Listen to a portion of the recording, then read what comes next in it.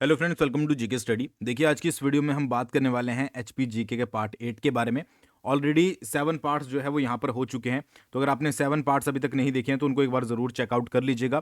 आपको कमेंट करके बताना है कि 10 में से आपके मार्क्स जो हैं वो कितने बने हैं। और बहुत सारे स्टूडेंट ऐसे हैं भाई कि जिनके मार्क्स अब जो है वो बढ़ने लगे हैं। 8-8 नंबर 10 में से जो है वो स्टूडेंट्स के आ रहे हैं, तो बहुत अच्छी बात है। अब जो कमेंट करता है भाई उसी का ही पता लगेगा हमें। बाकी जो देख रहा है वो, तो फिर जो कमेंट नहीं कर रहा है उसका जो है हम कुछ नहीं बोल सकते। ठीक है, चलिए पहला क्वेश्चन डिस्कस करते हैं। पहला क्वेश्चन है यहाँ पर, 1540 में जब शेरशाह सूरी ने दिल्ली पर अधिकार किया तो उस समय कांगड़ा का ये राजा है, राजा निम्नलिखित में से कौन था? कब बताया गया है? 1540 की बात हो रही है। 1540 में जो है वो शेरशाह सूरी ने दिल्ली पर अधिकार कर लिया था।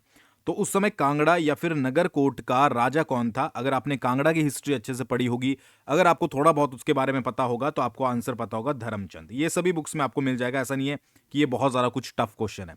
तो धर्मचंद जो है वो उस समय कहां का, नगरकोट या फिर कांगड़ा का राजा था। अब इससे रिलेटेड एक बहुत इंपॉर्टेंट पॉइंट बनता है, क्यों मैंने इस क्वेश्चन के बारे में बात करी, क्योंकि शेरशाह सूरी जब 1540 में दिल्ली का अधिकार किया उस पे, या दिल्ली का शासक बना, तो उसका एक जो था वो सेनाध्यक्ष था खवास खां। खवास खां उसका सेनाध्यक्ष था।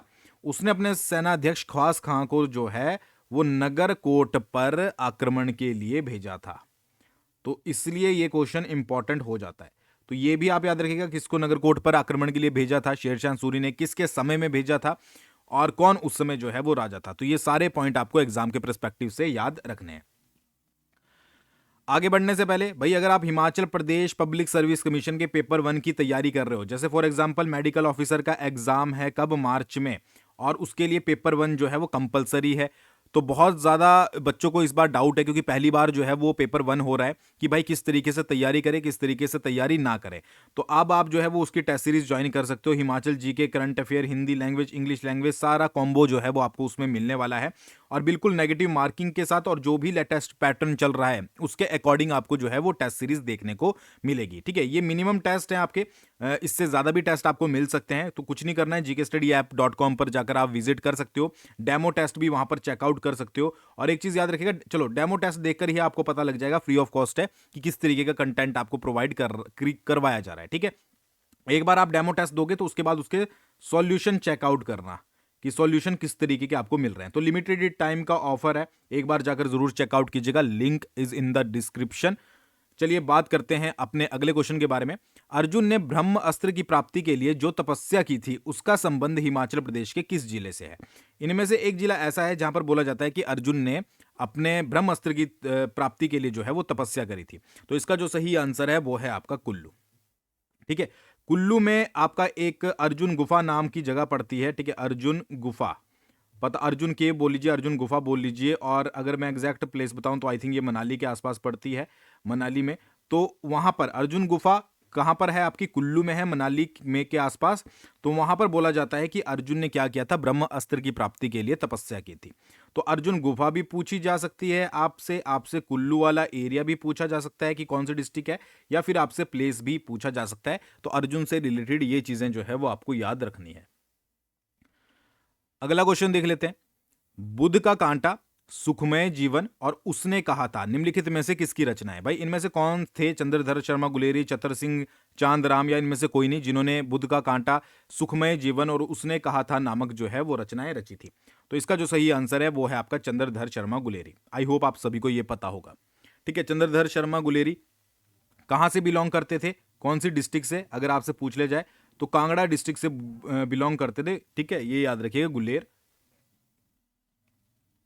और इन्होंने एक इंग्लिश में भी बुक लिखी थी, बड़ी फेमस बुक थी, मतलब कि बहुत ज़्यादा आपकी जो है वो इसके बारे में बात होती है।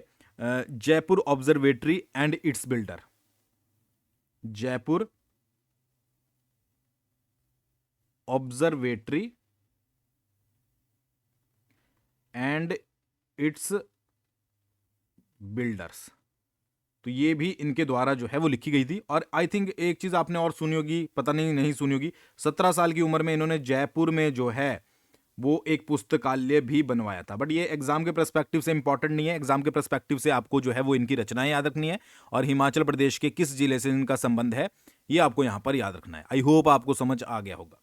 नेक्स्ट क्वेश्चन की बात करते हैं।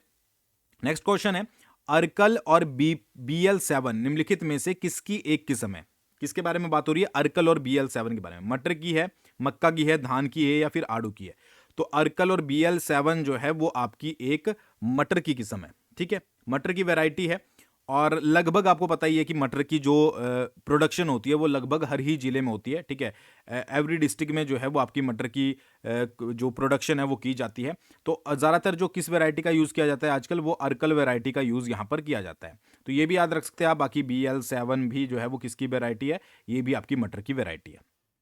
वैरायटीज तो आई थिंक मैं हर वीडियो में कवर कर रहा हूँ ताकि एक एक दो दो आपको जो है वो पता लगती रहे। चलिए नेक्स्ट भी आपका वैरायटी से रिलेटेड है। सोलन हरा या सोलन ग्रीन या सोलन सफेद निम्नलिखित में से किसकी एक किस्म है? शिमला मिर्च की है, मशरूम की है, करेले की है या नाशपाती की है? क्या किसकी बात हो रही है? सोलन ग्रीन या सोलन हरा जिसको बोलते हैं, या फिर आपका सोलन व्हाइट, दोनों किसकी एक किस्म है? तो दोनों जो है वो आपकी करेले की किस्म है। ठीक है, करेला जिसको बोलते हैं करेला, तो याद रखिएगा करेले की एक किस्म है। बहुत इंपॉर्टेंट है, कई बार डायरेक्टली जो इकोनॉमी वाला सेक्शन होता है ना, उसमें इस तरीके के क्वेश्चन जो हैं वो पूछ लिए जाते हैं। चलिए नेक्स्ट क्वेश्चन डिस्कस करते हैं। निम्नलिखित में से किन जिलों में कैटल ब्रीडिंग फार्म स्थित है? कैटल ब्रीडिंग फार्म के बारे में पूछा जा रहा है। दो दो पेयर करके यहां पर मैंने ऐड कर दिए हैं। कांगड़ा और सिरमौर, सिरमौर और सोलन, सोलन और शिमला, मंडी और कुल्लू, कहां पर आपका कैटल ब्रीडिंग फार्म पड़ता है? तो इसका जो सही आंसर है वो है आपका कांगड़ा और सिरमौर। कांगड़ा और सिरमौर में। अब कांगड़ा का कौन सा एरिया है भाई? कांगड़ा क्या है आपका? पालमपुर, पालमपुर में। और सिरमौर का कौन सा है? सिरमौर का है आपका बागथन।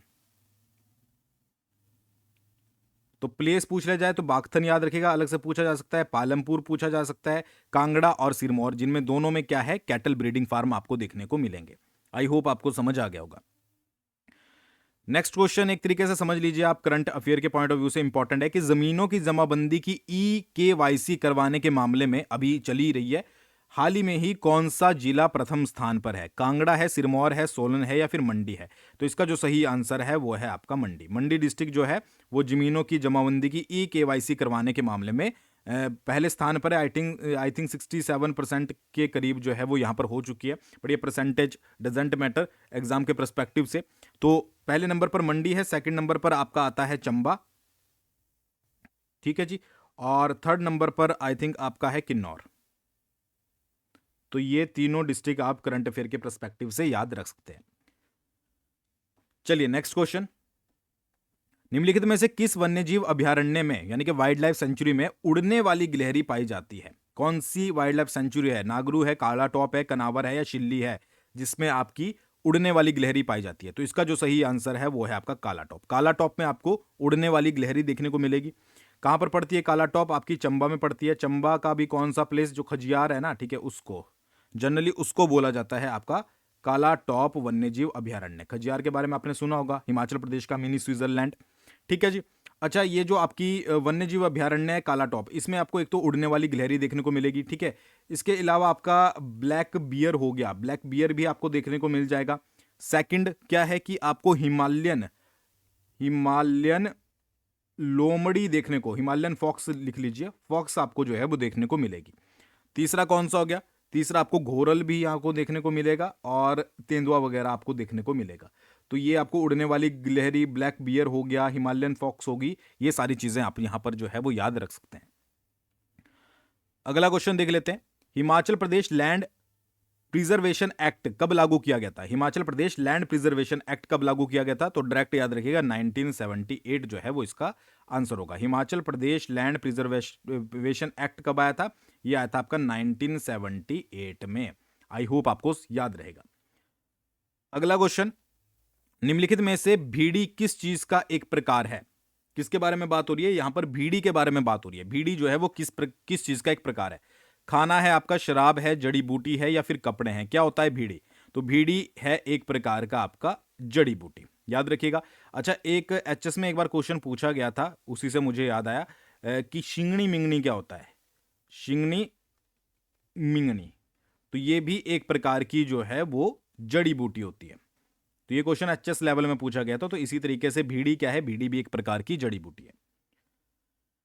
ठीक है, अगला है हिमाचल प्रदेश के किस जिले में व्हाइट सीमेंट प्लांट है। ठीक है, व्हाइट सीमेंट प्लांट किस जिले में आपको देखने को मिलेगा, शिमला में, सोलन में, सिरमौर में या फिर कांगड़ा में। तो इसका आंसर है आपका सिरमौर। सिरमौर के आपको नौराधार में, ठीक है, नौराधार में आपको क्या देखने को मिलेगा, व्हाइट सीमेंट का प्लांट जो है वो देखने को मिलेगा। तो ये कुछ क्वेश्चंस थे, आई होप आपको समझ आए होंगे। तो मुझे बताना टोटल 10 में से आपके जो है वो कितने सही हुए हैं। ठीक है, बाकी वीडियो पसंद आए तो लाइक कीजिएगा, दोस्तों के साथ शेयर कीजिएगा। थैंक्स फॉर वॉचिंग, बहुत जल्दी मिलते हैं नेक्स्ट वीडियो के साथ।